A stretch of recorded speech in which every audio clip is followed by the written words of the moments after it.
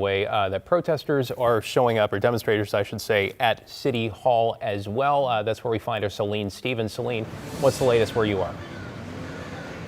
David, well, definitely the crowd here has started to grow. As you can see behind me, I believe there's a few people here that have started to come. I spoke with an organizer a few minutes ago as well. There's going to be a rally and a vigil here at City Hall starting shortly. But City Hall, today earlier on, I was initially here because there were a group of around 10 protesters that came to try and meet with Mayor Wilson regarding the ICE facility and the land use violation and all that. And they went up the stairs and they went to his office, and they were told the mayor could not meet with them because there was an emergency in Portland. And that's how we initially found out about all of this. It was unclear what that emergency was until, of course, a little later on, and we learned that 2 people had been shot by those federal agents. And the second people here, not here, but earlier this afternoon around 2 p.m. heard that it was an emergency, they immediately said, they assumed it was a shooting or somebody had been hurt by federal agents. And that sort of speaks to, what's in people's minds, especially following that shooting that happened in Minneapolis yesterday. And so I also spoke with counselors after all that, around an hour or so ago, about their reaction to this. They were in a meeting and they had to go to recess when they found out what happened. And so we're going to go ahead and, I believe, take a listen to Councilor Avalos.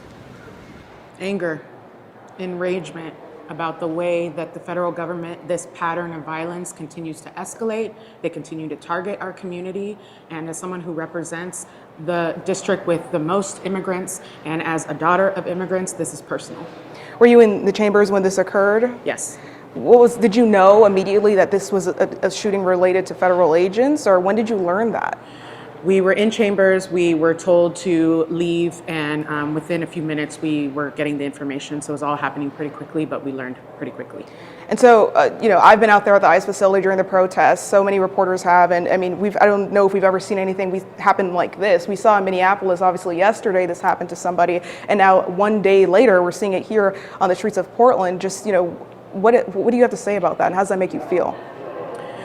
It makes me feel like our president and his administration is incredibly dangerous and unstable, and every day it's getting worse, and we need our Congress to act immediately. There is no answer right now that is not impeach, convict, and remove this dangerous man who is threatening our communities.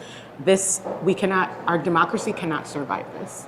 Okay. Is there anything else that you want to add to tell Portlanders that may be watching this? I know a lot of people, there were people here already protesting 2 hours ago, and they were telling me that they're worried that inaction with things like the ICE facility and other things like that would lead to a death, and within an hour of them saying those words, this happened. So is there anything that you'd like to tell people that are watching at home off of that? Absolutely. I understand your frustration, and I'm really doing every single thing in my power. Every single moment, we are trying to find new ways to interrupt these patterns of violence. And so I am committed to continue to do that, and I'm going to be up all night figuring it out. So again, people are gathering out here at City Hall. I know they're also gathering in other areas in Portland too, like the ICE facility. There's probably around 30 people or so out here right now. There are some people with signs and flags, as you see behind me, but everything's remained peaceful. There hasn't even been really any acts of chanting or rallying just yet. I believe that's starting in a bit. Again, there's also going to be a vigil as a part of that rally. But for now, David and Christine, I'll toss it back to you.